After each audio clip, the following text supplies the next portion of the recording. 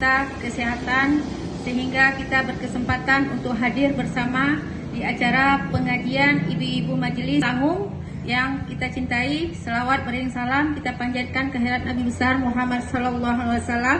Baik sekali terjaga. Alam naj'al lahu mohon kepada Allah, jadikan aku orang bersyukur kepadamu ya Allah. Jadikan aku orang yang rendah hati. Hari ini ta'bu ya Allah, perbaikilah hatiku ya Allah. Perbaikilah hati dan lisanku. Karena lisan ini Masya Allah Bu, apabila kita sudah berbicara itu tak pernah nikah. Sebelum berganti tahun, Allah, perbanyak sujud. Apa arti perbanyak sujud?